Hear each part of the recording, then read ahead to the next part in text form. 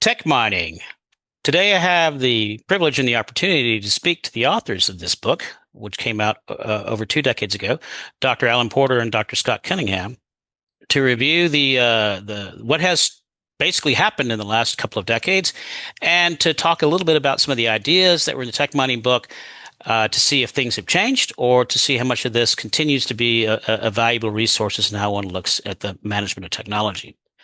We'll start by talking in the first chapter of Tech Mining. You highlight some of the various models of R&D. Basically, all these kicked off with Vannevar Bush's chain link model and the variations that have occurred after that, and they're highlighted in the first chapter of the book. But has your perspective on these R&D processes changed in the last couple of decades? We'll start with you, Dr. Porter. My initial reaction to the question was, whoa, I haven't been thinking about such things.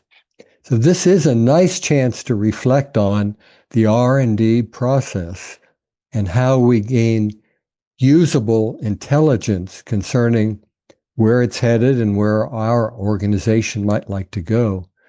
So it's a range of things which will be highly familiar, I think, as we run by them. Big data has brought more information to our fingertips, and then we have to start rethinking some of the ways we might use R&D intelligence to see where the field's going and guide where our organization might want to head. Scott?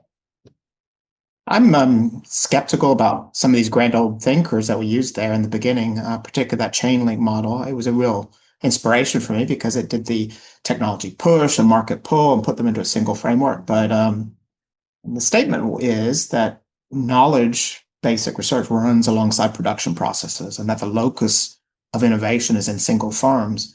And I think we need to know collectively more about that. Yeah, we've got science-based innovation now, like pharmaceuticals.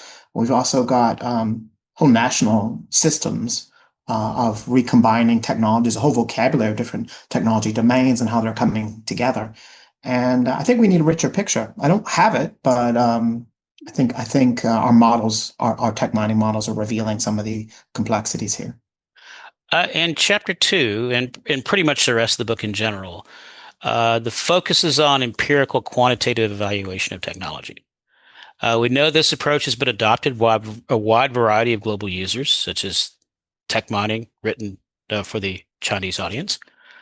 However, we've also observed a significant resistance, as you say in your book, the users as doers, such as bench scientists or bench researchers and technologists.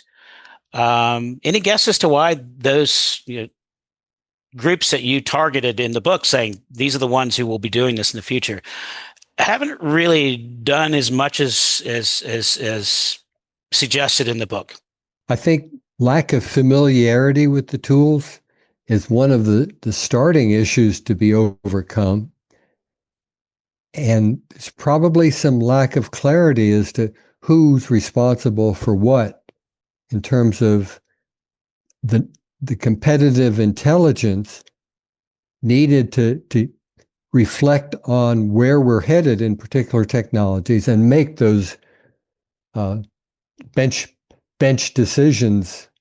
So I think AI tools, one of their roles may be to make the information resources more accessible if we can make that happen.